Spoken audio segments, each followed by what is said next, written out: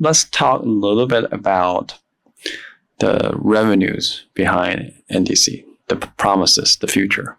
So based on Lufthansa Consulting's number, they're estimating that each passenger will generate additional $5.30 in revenue per booking using NDC technology and personalization.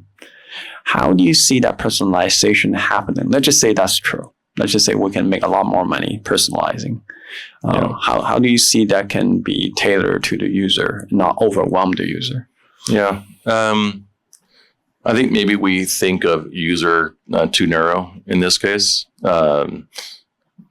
Just you think of it just like travel agent. Most of your customers aren't logged in, right? They don't say, "Hey, I'm Mr. Smith, and here's my frequent flyer number," or "Here's all of my frequent flyer numbers that I'm going to send to all of the carriers," and sort of let them sort of understand all of that signal, which they don't have all the signal, so they still don't. They know what you may have booked, but they don't know what you've looked at, what you've decided against. So I think you're going to see more segmentation of personalization.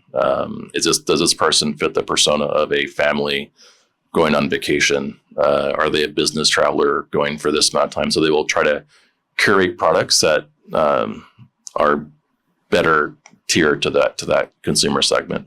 It's a more natural way of getting scale, getting signal. That if you then wanted to say, "Hey, these are my gold customers," you can keep narrowing down, but it's going to take a while to get there. It's going back to that shopping volume look to book. The more segmented you create algorithms to create unique content, the more shopping you drive. So and the more expensive that shopping request comes, because now it needs to understand more context to that request. So I think we've been asking for this for 8 years. We're going to get there. We're not there. It's AI will make it faster to get there, but it's still going to take time. But back to your first question around that $5, 2 cents per customer. I do think that airlines will want to create new products and new services. And if you were to go back to the legacy way of doing things through EdEffect, to insert new products and new services, it's not easy. And NDC, the whole point of NDC is to give airlines flexibility to introduce new products and services and bring them to market without having to wait. I do think that you're going to see airlines able to realize that vision and create the incentive that's required to pay for all the investments that they're making in the technology. Yeah, I have an interesting question that more of a use case. In our current booking scenario, we talk a lot about individual person traveling, a business traveler, or couples traveling together, right? There's still small groups, but we do see this segment of family travel.